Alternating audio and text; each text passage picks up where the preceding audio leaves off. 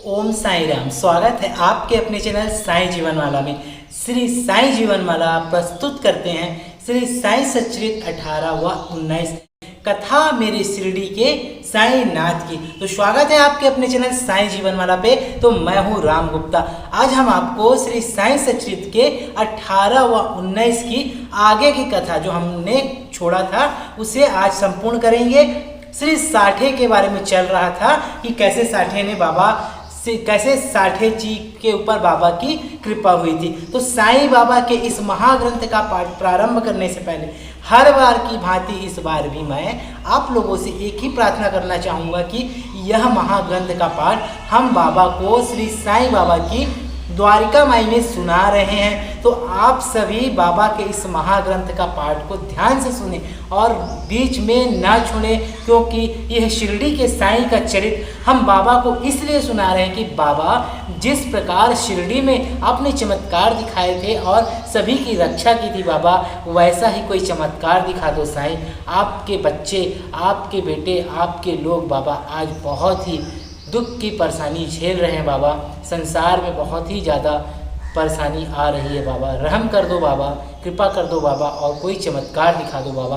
तो चलिए शुरुआत करते हैं श्री साठे के बारे में कि बाबा अपने हाथ में चरित्र लिए हुए और श्री साठे को कोई विषय समझा रहे हैं तथा श्री साठे उनके सम्मुख बैठकर ध्यानपूर्वक सुन रहे हैं। जब उनकी नींद टूटी तो वे स्वप्न को स्मरण कर वे बहुत प्रसन्न हुए। उन्होंने विचार किया कि यह बाबा की अत्यंत कृपा है जो इस प्रकार अचेतनावस्था में पड़े हुए को जागृत कर उन्हें गुरु चरित्र का अमृत पान करने का अवसर प्रदान करते हैं। उन्होंने यह स्वप्न श्री काका साहेब दीक्षित को सुनाया और श्री साईं बाबा के पास प्रार्थना करने को कहा। इसका वास्तविक अर्थ क्या है और एक सप्ताह का पारायण ही मेरे लिए पर्याप्त है अथवा उसे पुनः प्रारंभ करूं? श्री काका साहेब दीक्षित ने उचित अवसर पाकर बाबा से पूछा कि हे देव, उस दृष्टांत से आपने श्री साठे को क्या उपदेश दिया है? क्या वे पारायण इस सप्ताह स्थगित कर दें? वे एक सरल हृदय भक्त हैं, इसलिए उनकी मनोकामना आप पूर्ण करें और हे देव कृपा कर इस स्वप्न का वास्तविक अर्थ भी समझा दें। उस दृष्टांत से आपने श्री साठे को क्या उपदेश दिया है? क्या वे पारायण सप्ताह स्थगित कर दें? वे एक सरल हृदय भक्त हैं, इसलिए उनकी मनोकामना आप पूर्ण करें और हे देव कृपा कर उन्हें इस स्वप्न का वास्तविक अर्थ भी समझा दें। तब बाबा बोले कि उन्हें गुरु चरित्र का एक सप्ताह और पारायण करना उचित है। यदि वे ध्यानपूर्वक पाठ करेंगे तो उनका चित्त शुद्ध हो जाएगा और शीघ्र ही कल्याण होगा। ईश्वर भी प्रसन्न होकर उन्हें भव बंधन से मुक्त कर देंगे। इस अवसर पर श्री हेमंत पंत भी वहीं उपस्थित थे और बाबा के चरण कमलों की सेवा कर रहे थे।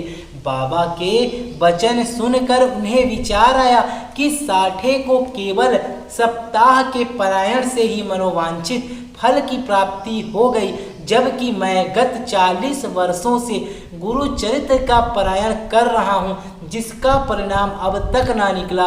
उनका केवल 7 दिनों का शिरडी निवास सफल हुआ और मेरा गत 7 वर्ष का सहवास क्या व्यर्थ हो गया। चातक पक्षी के समान मैं सदैव उस कृपाधन की राह देखा करता हूँ जो मेरे ऊपर अमृत वर्षा करे। वे कब मुझे अपना उपदेश देने की कृपा करेंगे? ऐसा विचार कर उनके मस्तिष्क में आया ही था कि बाबा को सब पता चल गया। वैसे भक्तों ने सदैव ही अनुभव किया है कि उनके समस्त विचारों को जानकर बाबा तुरंत कुविचारों का दमन कर उत्तम विचारों को प्रोत्साहित करते थे। हेमंत पंत का ऐसा विचार जानकर बाबा ने तुरंत ही आज्ञा दी कि सामा के यहाँ जाओ और कुछ समय उनसे वार्तालाप कर 15 रुपए दक्षिणा ले आओ। बाबा को दया आ गई थी, इसी कारण उन्होंने ऐसी आज्ञा दी। उनकी अवज्ञा करने का साहस भी किसे था? श्री हेमंत पंत शीघ्र सामा के घर पहुँचे। इस समय सामा स्नान कर धोती पहन रहे थे। उन्होंने बाहर आकर हेमंत पंत से पूछा कि आप यहाँ कैसे? जान पड़ता है कि आप मस्जिद से ही आ रहे हैं तथा आप ऐसे व्यथित और उदास क्यों हैं? तो आप अकेले ही क्यों आए हैं? आइए बैठिए और थोड़ा विश्राम तो करिए जब तक मैं पूजा पाठ अपनी कर लूँ। इसके पश्चात आपसे हम बात करेंगे। इसके पश्चात ही पूजा आदि कर लूँ, तब तक आप कृपा करके पान आदि नाश्ता कीजिए, तब तक फिर उसके बाद हम सुखपूर्वक वार्तालाप करेंगे। ऐसा कहकर वे अंदर चले गए। दलान में बैठे बैठे हेमंत पंत की दृष्टि नजर मतलब अचानक खिड़की पर रखी नाथ भागवत पर पड़ी। नाथ भागवत श्री एकनाथ द्वारा महाभागवत के 11वें स्कंद पर मराठी भाषा में की हुई एक टीका है। श्री साईं बाबा की आज्ञा अनुसार श्री बापू साहब जोग और श्री काका साहेब दीक्षित शिरडी में नित्य भगवत गीता का मराठी टीका सहित, जिसका नाम भवार्थ दीपिका या ज्ञानेश्वरी है, कृष्ण और भक्त अर्जुन संवाद, नाथ भागवत, श्री कृष्ण उद्धव संवाद और एक नाथ का महान ग्रंथ भवार्थ रामायण का पठन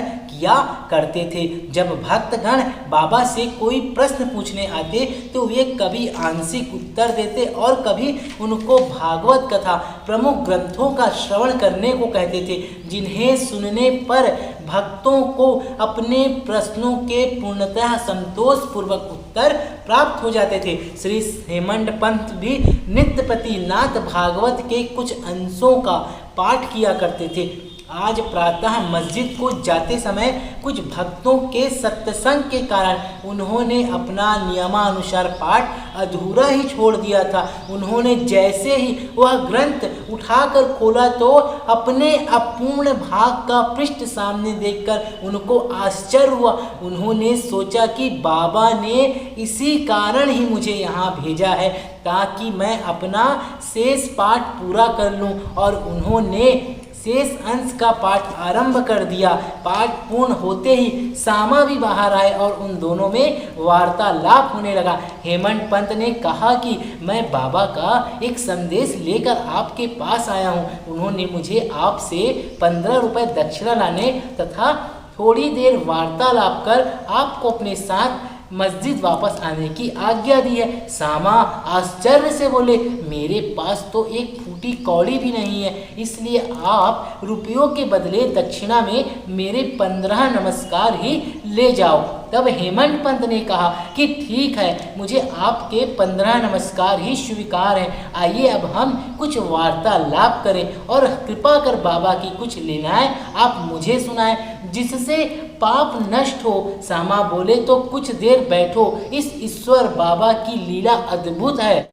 कहाँ मैं एक अशिक्षित देहाती और कहाँ आप एक विद्वान। यहाँ आने के पश्चात तो आप बाबा की अनेक लीलाएं स्वयं ही देख चुके हैं, जिनका अब मैं आपके समक्ष कैसे वर्णन कर सकता हूँ। अच्छा, यह पान सुपारी तो खाओ, तब तक मैं कपड़े पहन लूँ। थोड़ी देर में सामा बाहर आए और फिर उन दोनों में इस प्रकार वार्तालाप होने लगा। सामा बोले, इस परमेश्वर बाबा की लीलाएं अगाध हैं, जिसका कोई पार नहीं है। वे तो लीलाओं से अलिप्त रहकर सदैव विनोद किया करते हैं, इसे हम अज्ञानी जीव क्या समझ सके। बाबा स्वयं ही क्यों नहीं कहते, आप सरीखे विद्वान को मुझ जैसे मूर्ख के पास क्यों भेजा है। उनकी कार्य प्रणाली ही कल्पना के परे है। मैं तो इस विषय में केवल इतना ही कह सकता हूँ कि वे लौकिक नहीं है। इस भूमिका के साथ ही साथ सामा ने कहा, मुझे एक कथा की स्मृति हो आई है, जिसे मैं व्यक्तिगत रूप से जानता हूँ। जैसी भक्त की निष्ठा और भाव होता है, बाबा भी उसी प्रकार उनकी सहायता करते हैं। कभी कभी तो बाबा भक्त की कठिन परीक्षा लेकर ही उससे उपदेश दिया करते हैं। उपदेश शब्द सुनकर साठे के गुरु चरित्र प्रयाण की घटना का तत्काल ही स्मरण करके हेमंत पंत को रोमांच हो आया। उन्होंने सोचा, कदाचित बाबा ने मेरे चित्त की चंचलता नष्ट करने के लिए ही मुझे यहाँ भेजा है। फिर भी वे अपने विचार प्रकट ना कर सामा की कथा कथा को ध्यान पूर्वक सुनने लगे। उन सब कथाओं का सार केवल यही था कि अपने भक्तों के प्रति बाबा के मन में कितनी दया और स्नेह है। इन कथाओं का श्रवण कर हेमंत पंत को आंतरिक उल्लास का अनुभव होने लगा।